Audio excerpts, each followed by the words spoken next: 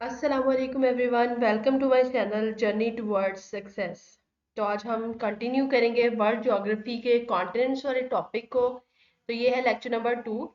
आज हम डिस्कस करेंगे north America continent.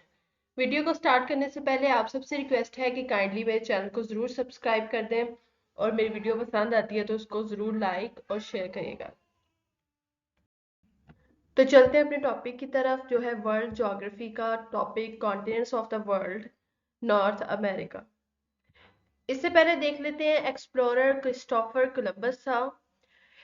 Is known for his 1492 discovery of the new world of America. Christopher Columbus ने जो है वो 1492 में एक लैंड डिस्कवर किया था जिसने उसे कहा था कि ये न्यू वर्ल्ड है। ठीक है, और वो ये समझा था कि ये it was a part of Asia. और इसके बाद अमेरिका का जो नाम है वो रखा गया after the name of after Amerigo Vespucci, that was an Italian explorer and navigator, जिसने ये कहा था कि जो क्रिस्टोफर कोलंबस ने डिस्कवर किया था land, that was not Asia, it was a separate continent. ठीक है, इसके बाद आ जाता है नॉर्थ अमेरिका। नॉर्थ अमेरिका जो है वो थर्ड लार्जेस्ट कॉन्टिनेंट है bye size after Asia and Africa, और फोर्थ लार्जेस्ट है by population after Asia, Africa and Europe. तो पॉपुलेशन के अकॉर्डिंग सबसे पहले नंबर पे कौन सा आता है? एशिया। सेकंड नंबर पे आ जाता है अफ्रीका। थर्ड नंबर पे आ जाता है यूरोप। और फोर्थ नंबर पे आता है नॉर्थ अमेरिका। और फिफ्थ नंबर पे कौन सा कॉन्टिनेंट आ जाता है? South America. सिक्स नंबर पे ऑस्ट्रेलिया एंड सेवंथ नंबर पे अंटार्कटिका। ठीक है, और अगर एरिया वाइज बात की जाए तो फर्स्ट नंबर पे जो है वो एशिया है, सेकंड नंबर पे अफ्रीका, थर्ड नंबर पे जो है वो नॉर्थ अमेरिका है, उसके बाद फोर्थ नंबर पे साउथ अमेरिका, फिफ्थ नंबर पे अंटार्कटिका एंड सिक्स नंबर पे यूरोप एंड सेवंथ नंबर पे ऑस्ट्रेलिया कॉन्टिनेंट है। ठीक है, इसके बाद आ जाता है in the north of North America there is Arctic Ocean, in the south west there is Pacific Ocean, in the east there is Atlantic Ocean and in the south east there is South America and Caribbean Sea. ये South America का जो है वो map है। इसके according देखते हैं तो देखिए इसके नॉर्थ में क्या है, आर्कटिक ओशन। इसके जो है वो साउथ वेस्ट में क्या है, पैसिफिक ओशन। ठीक है, और उसके बाद इसके ईस्ट में जो है वो अटलांटिक ओशन है, और साउथ ईस्ट में जो है वो यहाँ पे साउथ अमेरिका है और कैरेबियन सी है। ठीक है जी, इसके बाद आ जाता है the continent is home to 23 countries है इस कॉन्टिनेंट में, including Canada, the United States of America, Mexico and many smaller islands nation in the Caribbean Sea. ठीक है, 23 कंट्रीज हैं total number of countries in North America continent. इसके बाद आ जाता है Bering Strait separates the continent of Asia and North America at their closest point. The strait averages 98 to 164 feet in depth. Bering Strait's narrowest is about 53 miles wide. अब strait क्या होता है? Strait is a narrow passage of water जो दो seas को connect करता है, या two large areas of water को जो है वो कनेक्ट करता है। तो बेरिंग स्ट्रेट जो है वो ये सेपरेट करता है कॉन्टिनेंट एशिया को नॉर्थ अमेरिका से। ठीक है, और इसकी जो हाइट है वो ऑलमोस्ट 98 to 164 फीट डेप्थ है।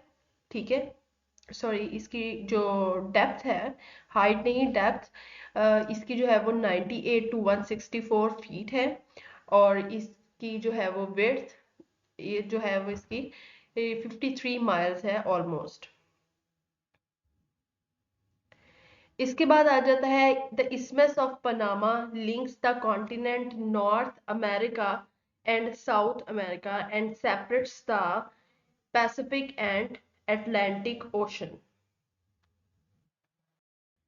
इस्मस क्या होता है? ये नैरो स्ट्रिप ऑफ लैंड है, लैंड होती है। ठीक है, जिस तरह से यहाँ पे हमने देखा था स्ट्रेट, ये नैरो स्ट्रिप ऑफ वाटर थी, और इसमें जो इस्मस है ये जो होता है वो नैरो स्ट्रिप ऑफ लैंड होता है, ठीक है।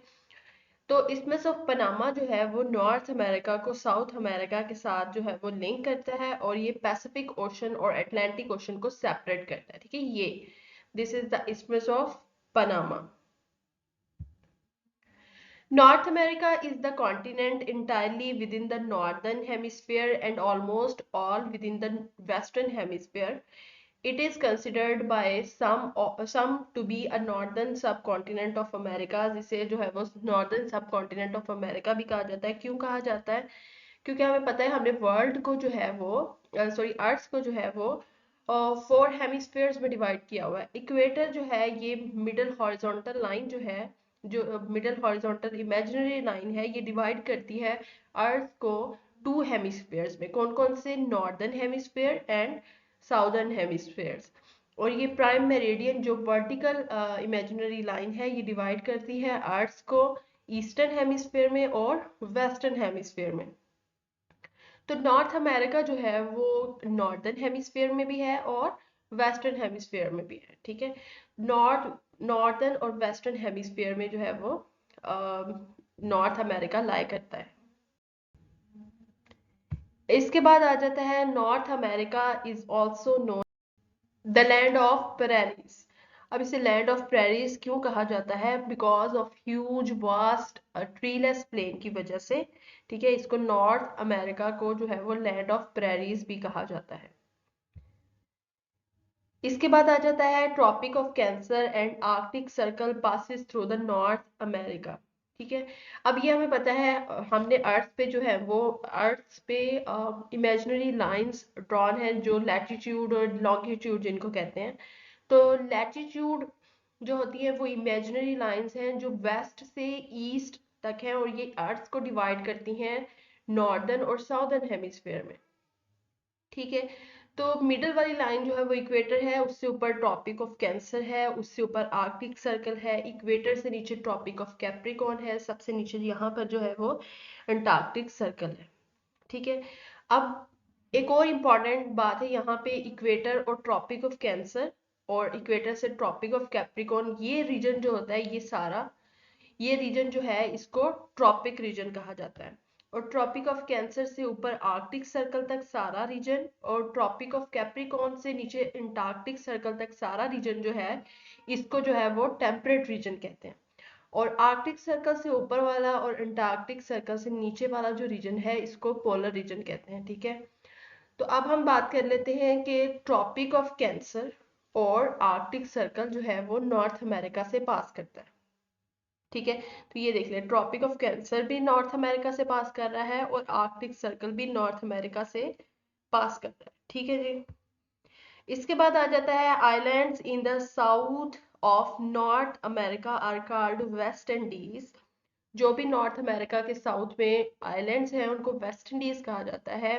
तो West Indies are the chain of islands located in Caribbean Sea and the Atlantic Ocean, ठीक है। This chain of islands run from the north close to the US state of Florida all the way south to the northern shores of South America. बताया हुआ है कहाँ से शुरू हो रहे हैं आइलैंड्स और कहाँ तक जा रहे हैं, और ये कौन से आइलैंड्स हैं? It is a chain of islands located in the, कौन से सी में है? कैरेबियन सी में और अटलांटिक ओशन के जो आइलैंड्स हैं उनको वेस्ट इंडीज कहा जाता है, ठीक है। और स्टार्ट हो रहे हैं यूएस स्टेट ऑफ फ्लोरिडा से all the way south to the northern shores of South America. They were named after the Indies. They were named the Indies by the Christopher Columbus ने इनको name दिया था Indies. The first European था जो इन islands पे आया था और उसने ये बिलीव किया था कि वो इंडिया में ही आ गया है, ठीक है। और उसने newly discover islands of Indies कहा था इनको, लेकिन इसके बाद ये डिस्कवर हुआ कि ये इंडिया नहीं है, तो इसलिए इसका नाम जो है बाद में वेस्ट इंडीज रख दिया गया था, ठीक है। इसको डिस्टिंग्विश करने के लिए ईस्ट इंडीज से, यानी कि ईस्टर्न साइड पे पैसिफिक ओशन में जो आइलैंड्स थे उनसे डिस्टिंग्विश करने के लिए इनको वेस्ट इंडीज जो है वो नाम दे दिया गया था। इसके बाद एक और इम्पॉर्टेंट पॉइंट है नॉर्थ अमेरिका के अंदर, the great lakes are the chain of deep fresh water lakes in east central North America. ये ग्रेट लेक्स हैं, चेन है, 5 लेक्स हैं ये, ठीक है, डीप फ्रेश वाटर लेक्स, और ये लार्जेस्ट फ्रेश वाटर सिस्टम है वर्ल्ड का, ठीक है। और इसमें कौन कौन सी आ जाती हैं? Lake Superior, Lake Michigan, Lake Huron, Lake Erie and Lake Ontario. तो इसका सरफेस एरिया टोटल कितने सरफेस एरिया पे फैली हुई है? 94,600 square mile, and all are connected by a variety of lakes and rivers. तो ये 5 ग्रेट लेक्स जो हैं वो दूसरी वैरायटी ऑफ लेक्स और रिवर्स वगैरह के साथ कनेक्ट होती हैं, और ये वर्ल्ड का लार्जेस्ट फ्रेश वाटर सिस्टम है, ठीक है जी।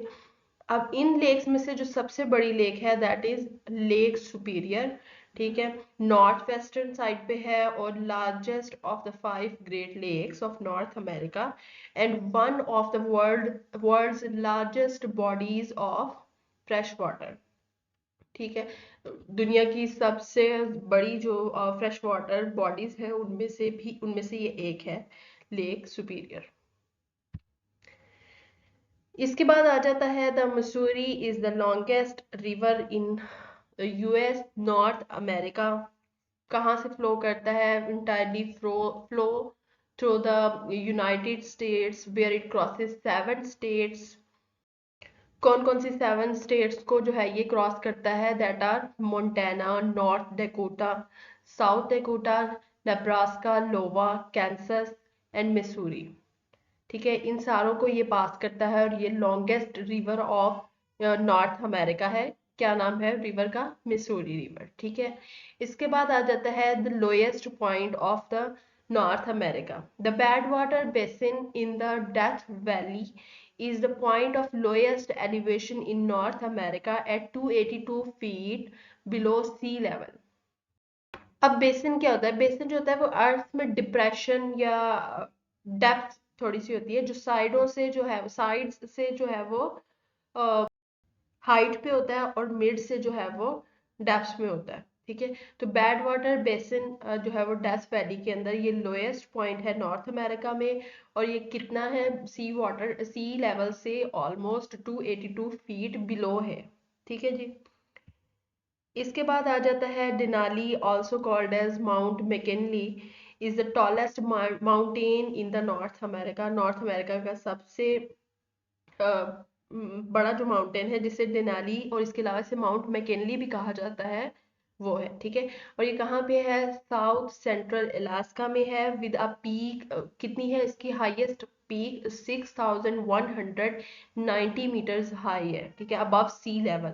And Denali is the third highest of 7 summits. अब 7 समिट्स क्या है? ये 7 हाईएस्ट टॉलेस्ट पीक्स हैं 7 कॉन्टिनेंट्स के अंदर। तो इसमें सबसे पहले नंबर पे कौन सी आ जाती है? Mount Everest, that is in Asia, ठीक है, ये सबसे बड़ी है। उसके बाद आ जाती है अकैनकागुआ जो है साउथ अमेरिका के अंदर, फिर आ जाती है डेनाली जो है नॉर्थ अमेरिका के अंदर, फिर आ जाती है किलिमंजारो जो अफ्रीका के अंदर है, फिर एल्ब्रस आ जाती है यूरोप के अंदर, फिर विंसन मैसिव आ जाती है अंटार्कटिका के अंदर, और फिर आ जाती है कजियस्को जो है ऑस्ट्रेलिया के अंदर, ठीक है। तो डिनेरी जो है वो थर्ड नंबर पे है जो नॉर्थ अमेरिका में है 7 समिट्स में से। अच्छा जी, इसके बाद आ जाता है Canada is the largest country in North America by area. Area के अकॉर्डिंग अगर देखा जाए तो लार्जेस्ट कंट्री कौन सा है? Canada. And US is the far most populous country north America में है, और इसकी पॉपुलेशन जो है वो ऑलमोस्ट 3320 मिलियन पीपल है, ठीक है। और 57% of the population of North America जो है वो यूएस में है।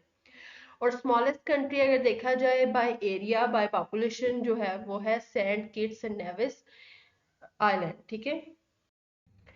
इसके अलावा एक और इम्पॉर्टेंट पॉइंट है that is about the country Cuba, that it is called as sugar bowl of the world. इसे शुगर बाउल का क्यों कहा जाता है? क्योंकि इसमें जो है वो लार्जेस्ट शुगर इंडस्ट्री की वजह से जो है वो इसको शुगर बाउल कहा जाता था। This is all about today's topic. I hope you all understand. Thank you for your time. Allah Hafiz.